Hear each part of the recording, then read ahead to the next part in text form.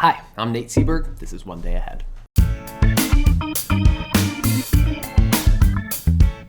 Welcome to One Day Ahead. Today we are looking at Robert Browning's fun, horrifying, and immensely complex 1842 poem, My Last Duchess. No, seriously, 1842. So, why should you care? It's because it's awesome and hard and rich and scary. I teach this because I get to take a high school kid all the way from I have literally no idea what this is about to, oh my God, I get it, and oh my God, this is terrifying.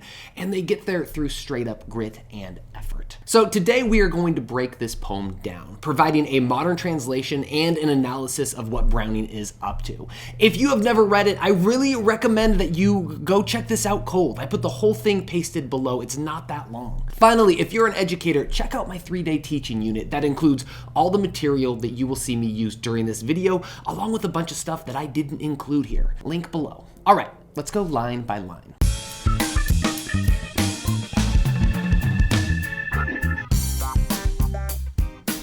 So, My Last Duchess, it's super hard. It tells the story of an Italian duke gazing upon the portrait of his deceased wife. The duke is the only speaker in the 56 lines, making this a classic dramatic monologue. Part of what makes this fun and hard is that Browning doesn't hold your hand in the slightest. It just starts without any exposition to set the scene or introduce the characters, and a bunch of stuff that you would want to know at the beginning is buried all the way at the end. Our job here is to puzzle out a couple of questions as we read. Where are we? What are we looking at? Who is he speaking to? And who is waiting downstairs? All of this adds up to the real thing that we are meant to figure out, the central question of this unit: what's with the Duke? All right, we're gonna take it starting at the top. The first line, that's my last Duchess, painted on the wall, looking as if she were alive. I call that piece a wonder. All right, so if it's a duchess and he uses the word my, then it's a duke talking. And I find the word last to be kind of interesting. That's my last duchess. It tells us that she's dead, sure, but does he mean last as in final or last as in latest? If it's final, that's kind of touchy. Like, here's a grieving man who believes that he will never wed again. But if it's last as in recent, that's kind of a cold-hearted way to talk about your dead wife. Like, yeah, that's my last one. Finally, looking as if she were alive, I call that piece a wonder. So it looks like it's a good painting, like it's her. That's what she looks like. Now, Fra Pandolf's hands worked busily a day, and there she stands. Would it please you to sit and look at her? So Fra is a title, it's not dude's first name, and it means the painter is an Italian monk or friar. Pandolf is not a real historical guy, but we can tell the Duke is name-dropping here. Oh yes, it's a Pandolf. And here we get a new character, the you he is speaking to. We don't know who this is yet, but the Duke is showing him some art and trying to impress him with name drops, something he will do twice more during the poem, in case he missed it, I guess. So far a more modern translation would read, take a look at that painting of my dead wife. It's good, huh? Fra Pandolf worked hard on it, and there she is. You want to sit and look at her? So far, so good, but now we come to kind of a tough bit. The next section has a bunch of asides. He starts saying one thing, then he inserts something else, then he comes back to his first thing, then he inserts some more before coming back to his main point. Does that a bunch of times. So we are going to pluck out only that main thought first. We are going to grab lines 6, 7, half of 9, half of 11, and half of 12. Stay with me. I said Fra Pandolf by design, for never read strangers like you that pictured countenance, but to myself they turned and seemed as they would ask me how such a glance came there. So that is the through line. He's saying, I said Fra Pandolf on purpose. Why? Because anytime a stranger read her pictured countenance, meaning saw her face, they seem like they want to ask why she looks like that. So it seems like the Duchess is wearing some sort of expression that makes people be like, huh. So we don't know what she looks like yet, but let's add in those other lines and see. In line 8, her first aside, he describes her face, her pictured countenance, saying the depth and passion of its earnest glance. So she's got like a look. Maybe it's a smile or a glint in her eye. Something is up, but we need to add that in. Hold on a second. That's better. So the next aside we need to add back in is really interesting. Line 9 starts with, but to myself they turned. Well, hold on. How does the Duke know it's always him who gets asked this question? The answer is the bit in the parentheses. Since none puts by the curtain I have drawn for you, but I. So here we learn the painting of the Duchess, the one with the look, is always kept behind a curtain, which, like, that's not normal. And it also seems that the Duke is the only one allowed to open it. The last aside, the latter half of line 11, if they durst, this means if they dare, as in if they dare to ask him about that look. And again, we are presented with the same two dukes. If he's grieving, asking about her look is like a little forward, like, why does your dead wife look like that? But if he's a frightening man, then they might be scared to speak at all. And the last line of this section, so not the first are you to turn and ask thus, is simply, you're not the first one to ask. So let's put that last whole section together and update our picture. A translation might read, I said Fra Pandolf on purpose, for no stranger has seen her expression, with its passion and earnestness, without turning to me, and it is always me, since I'm the only one who can draw the curtain, and look like they want to ask, if they dare, why she looks like that. So you are not the first to ask. So let's update our picture. We got the Duke, the Duchess, the smile, the curtain, the bench, and a listener. Simple. So now let's pause for a second and understand a little context. At the top of this poem, you will find the word FERRARA. A little light Googling and you will learn this poem is very loosely inspired by events from the 1500s, featuring, and I'm gonna screw these names up, 25-year-old Duke Alfonso II d'Este and his 14-year-old wife Lucrezia. Lucrezia died at 17, and while poisoning was suspected, some scholars now believe it was probably tuberculosis. But that's way less dramatic, so let's ignore that. Anyway, in Italy in the 1500s, Duke Alfonso II would have exercised near total authority, at least locally.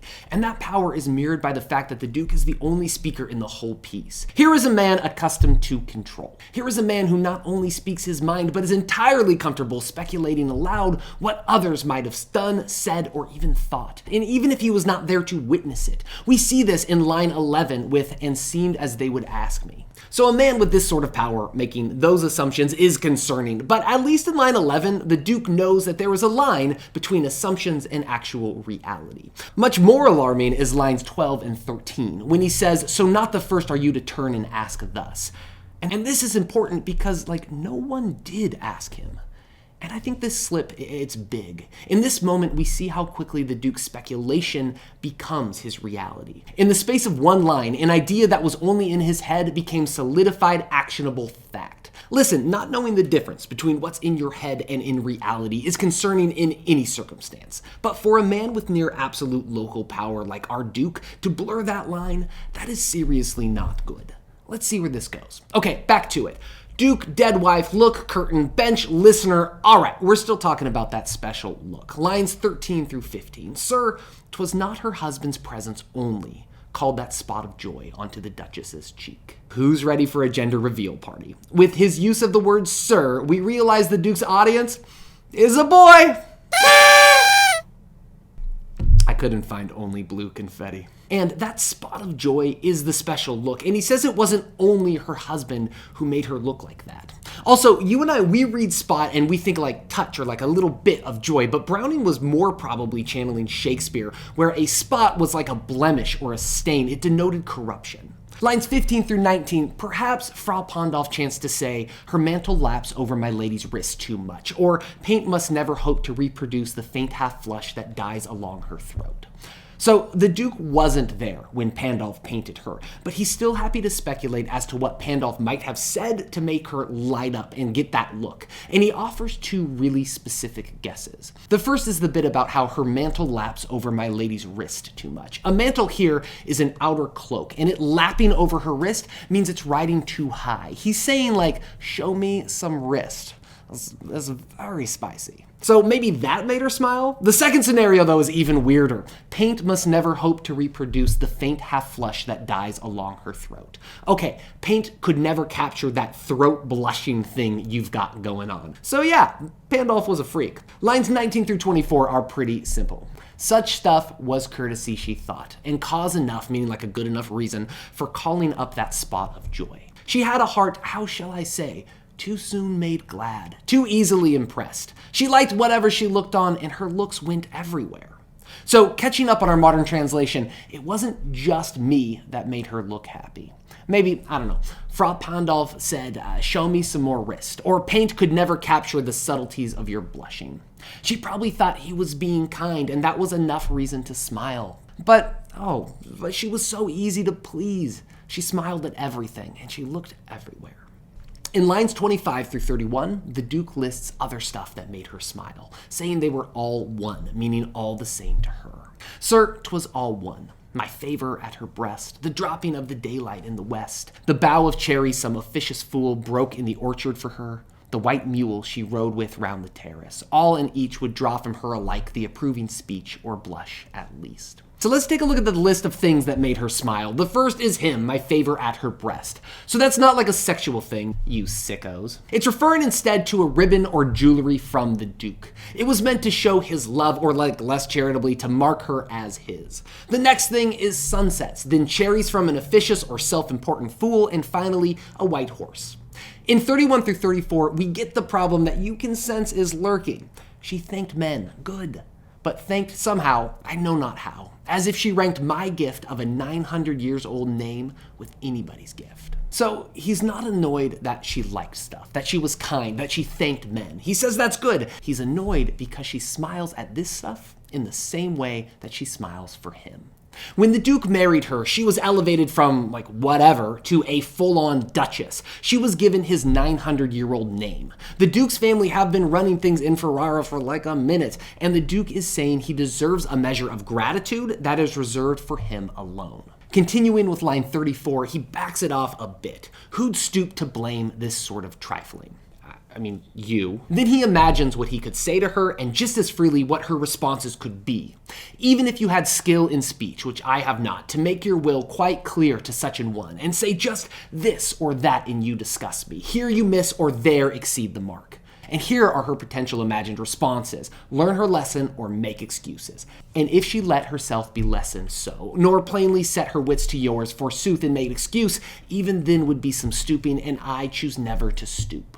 So either way, this very conversation, which never happened, would be stooping. He's got a 900-year-old name, and therefore he should not have to explain himself ever. He never explained his frustrations, never gave her an opportunity to correct this outrageous liking sunsets behavior because it was beneath him to do so. So, modern translation, going back to 31, she smiled at everything. Me, sunsets, cherries from an idiot, a white horse. It all brought a smile or kind word. She was grateful, fine, but it's like the gift of my last name was the same as all the rest. And even if I told her and said, this is what's annoying me, she'd either learn her lesson or make excuses, but either way, I shouldn't have to explain myself. Now let's bring this section home. 34 through 47. Oh, sir, she smiled no doubt whenever I passed her, but who passed without much the same smile? This grew, I gave commands, then all smiles stopped together. There she stands, as if alive. So, there it is. She smiled, yeah, whenever he passed. It's not like she was rude or anything, but for the Duke, that smile, it came cheap. She flung it around with abandon. Who passed without much the same smile? That was not good enough for a man with a 900-year-old name who, in his pride, wouldn't deign to even explain why he was upset. So what did he do? He gave some commands, and all smiles stopped together. Guys, he killed her. And why? Because she liked sunsets and horses and was kind to people. And on top of it all, he never even told her how he felt. This all happened in his head, except for the rather important part where he had her killed. And there she stands as if alive. So what's with the Duke? He's freaking terrifying. So modern translation, sure, she smiled when she saw me, but she did that for everyone. This kept up, I gave some commands, and she's not smiling anymore. There she is. Almost like she's alive. So before we bring this thing home, let's pause for just a little bit more depth. My guy Browning was British, and he wrote this in 1842, meaning it is from and for people living in the Victorian era.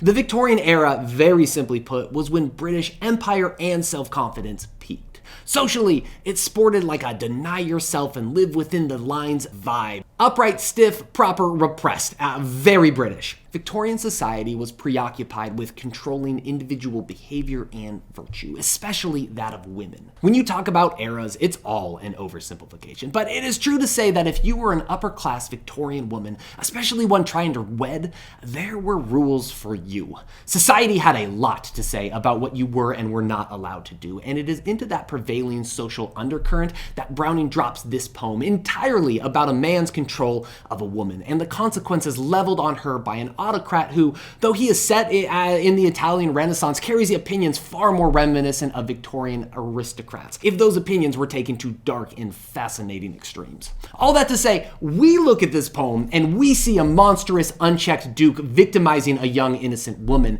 but that is informed by our time. To the Victorian aristocracy, Browning's contemporaries at the time of publication, it's possible that they saw something very different. And no anecdote illustrates that idea better than a letter written to Browning in 1888. A group of intellectuals styling themselves the Day's End Club formed in Exeter, England to study and discuss modern literature.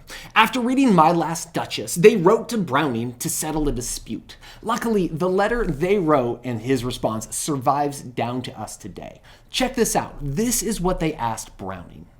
Day's End Club. Was she, meaning the Duchess, in fact shallow and easily and equally well pleased with any favor?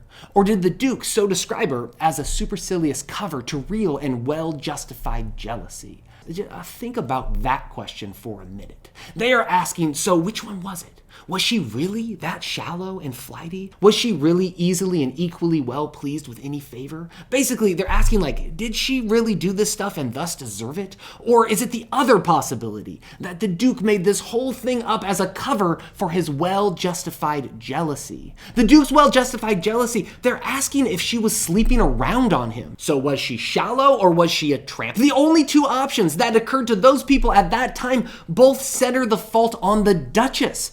That is wild. And if you listen closely to Browning's response, you can almost hear him screaming in frustration. Like, what will it take to get through to you people? He responded, the Duke described her so as an excuse mainly to himself for taking revenge on one who had unwittingly wounded his absurdly pretentious vanity by failing to recognize his superiority in even the most trifling matters. Translation, it's the Duke, you morons. The Duke is what is wrong here. Stop with your obsessive preoccupation over finding blame rooted in women's sexuality. The Duke is an overreaching, narcissistic, egotistic, self-centered, anti-self-aware psychopath. We condemn the Duke's behavior. They needed a clarification for what the Duchess did wrong. It is unbelievable and true. And it's why I love that curtain so much. Because when you understand why she was killed, that curtain will make you sick. The Duke is preoccupied with his Duchess's behavior, with her eyes, with her smile. She liked whatever she looked on, and her looks went everywhere. Who passed without much the same smile? He wants to control her behavior utterly. And after having her killed, what does he do? He finally and fully realizes his desire by putting up a curtain which none puts by but him. He truly does own her now. His control is total, and now her smile is at long last only for him. All right, let's hit those last few lines, picking up with 47. Will it please you to rise? We'll meet the company below then. I repeat, the Count your master's known munificence is ample warrant that no just pretense of mine for dowry will be disallowed, though his daughter's fair self, as I avowed at starting, is my object. So the listener guy, he broke off from a larger group for a tour of the house. The rest of his crew is below, meaning they're downstairs, not like in a dungeon. But this next section is a little tough. We get the Count your master. So the listener works for a count, which is lower than a duke, so there's a power differential here. And for the rest of it, I'm going to quickly define some terms. Munificence is excessive generosity. So his known munificence means the count is famous for being giving. Ample warrant means enough proof. Just pretense is his justified assumption. Dowry is wealth paid by a bride's family so that he'll marry her. And disallowed means denied. So putting that all together, we get, shall we join the others downstairs? Your master the Count's reputation for generosity is all the proof I need that my presumption of seeing a little money in exchange for marrying his daughter will not be denied.